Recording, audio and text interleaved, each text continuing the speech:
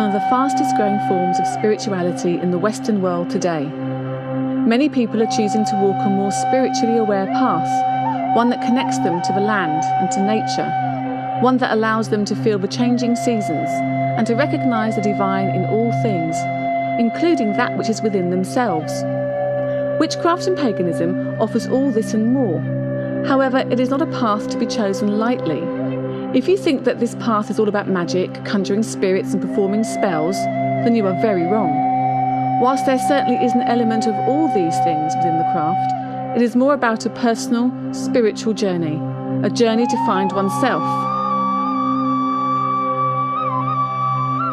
Witchcraft is also about learning all you can about the nature of the world and how to connect with it, and finding your place within it. It's about learning about you.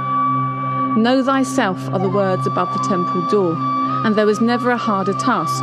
To know who you are is a truly difficult thing, and sometimes it can be a scary revelation. But this is at the heart of witchcraft. For if you don't explore who you are, good and bad, dark and light, how can you progress on your chosen path and help to light the way for others?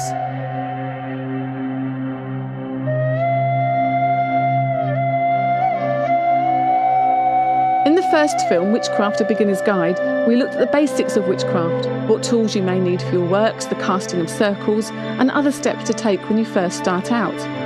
This second film aims to guide you a few steps further along your path and to give you the confidence to perhaps start to explore some of the more familiar aspects of witchcraft that you may have come across in books. I must stress that this is the way that I do things. Many people will work differently, and some will work the same.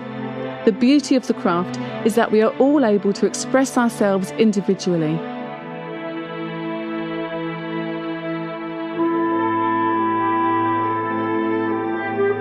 So in this film, we will be looking at raising magical and personal energy. We will explore working with the full moon and touch upon the arts of healing and of divination. We will also be looking at how men can relate to the goddess and how they can work a full moon ritual as a solitary practitioner. Hopefully this film will inspire you to walk your path with growing confidence, and through this to learn more about your own craft and how it works for you. Let's now look at raising energy during ritual. Raising energy for any of our works is important, and we need to know how to tap into the natural earth energy around us, and more importantly, how to connect with our own personal energy. If we cannot do this, then we cannot empower our circles, magical workings, healings, or anything else. In this section, we will be looking at simple, effective, and fun ways to raise energy for our works.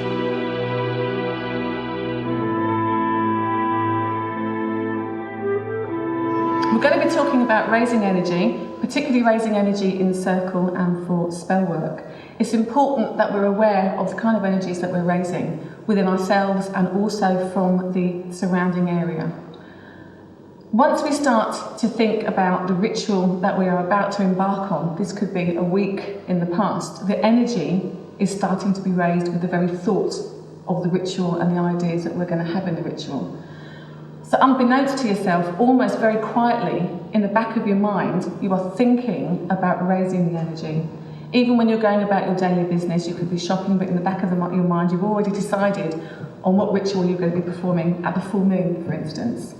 So the energy starts to slowly build in the background, leading up to the actual time of your working. Part of how we build up the energy as well is choosing the moment that our ritual is going to be performed.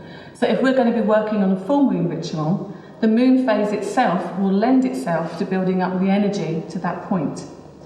But also when you're starting to write your rituals or bring ideas in with your rituals, you will be thinking about what it is you're going to use. Any crystals, any herbs, any incenses, what magical tools, and what the intent of the actual ritual is.